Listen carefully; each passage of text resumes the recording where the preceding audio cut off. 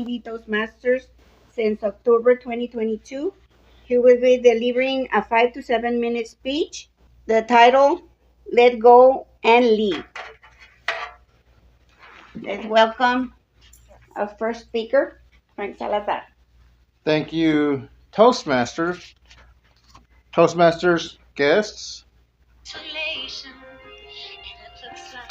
There's a song by Disney of the movie Frozen called Let It Go. That's enough.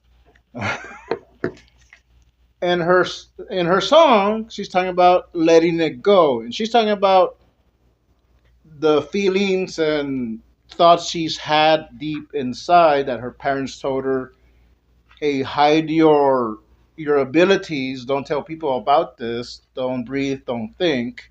Sometimes we can feel like that. And sometimes we need to let go and live. But what does let it go actually mean? There's a few different things, and I will be talking about them. There's the small things. For instance, the other day, a friend of mine said, hey, I'm going to drop off some things for you at your house. I'll let you know when I'm on the way. And I said, sure, no problem. I don't have that much things to do today, but there are some things I do want to get done. So just let me know. Well, turns out he got busy at work and he didn't show up. So I didn't really get to do what I wanted to do. And if I were the old Frank, I would have just been thinking about it. Oh, how dare he? He didn't call me. He didn't apologize. He didn't say anything. The next day, he calls me, hey, I'm on my way. So he brought me the suits and he actually gave me a ride to church last night. So if I had been holding a grudge, he wouldn't have done that. I would just been yelling at him like, how dare you? You disrespected me. And so we can think like that. We can, oh, they're disrespecting me. They're insulting me.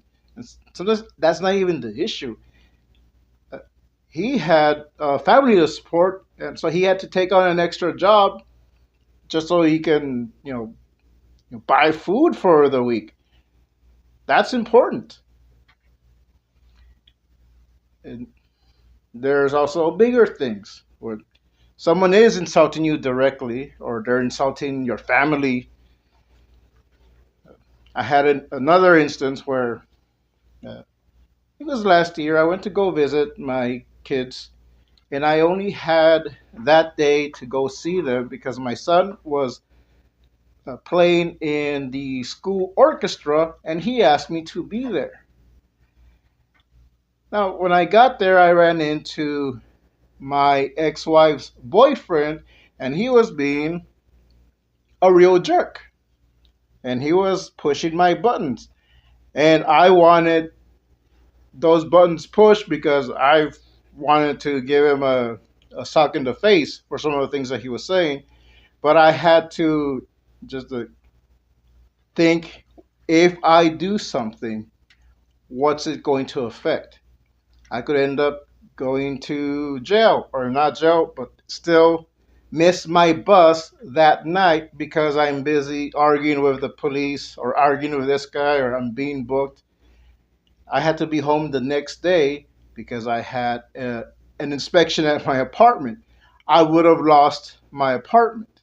I would have been a bad example. So I just let it go. I didn't say anything.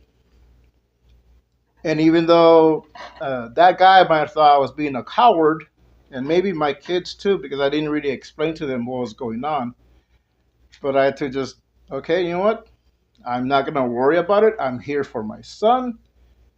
I'm going to see him, and he was happy that I was there.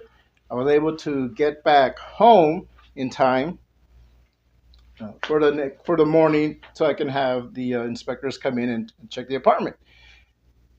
So there's things like that.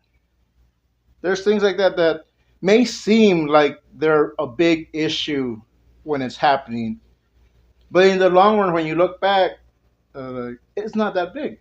So you let go. But what does letting go mean? Because I still thought about that. for a while, for months, and I just had to pray and ask God, you know what, God, I give this to you. I'm not going to worry about it. I'm going to put this in your hand. And that's one way that I let go.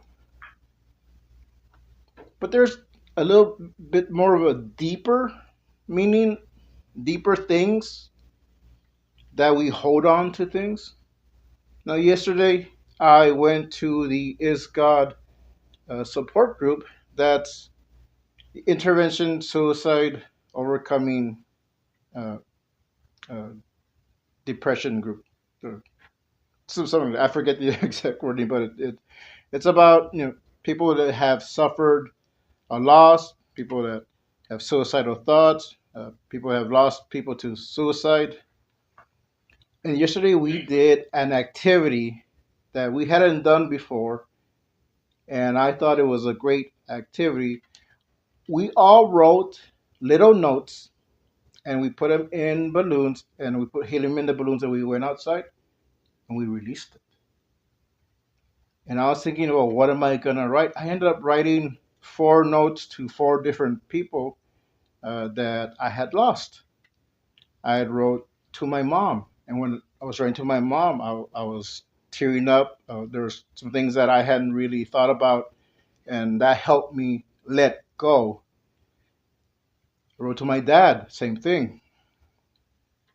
I wrote to uh, a fiance that was she was my first fiance, and she had taken her life. And I had a little bit more things to say to her because I blamed myself because I wasn't there to help her, to save her. I was putting the pressure that I had to save her on myself. And I remember God telling me, like, that's not what you're here for. I will save her. And I let it go. I had to let it go and live. After she died, I held on to a lot of her things. I had little monuments, little shrines. She liked Tinkerbell, she liked fairies, so I would buy a bunch of Tinkerbell things, and I had a big collection. And when I was about to get married, I can't take this into my marriage. So I literally let it go. I gave a lot of those things away. I think I only kept like 1 or 2 things of her,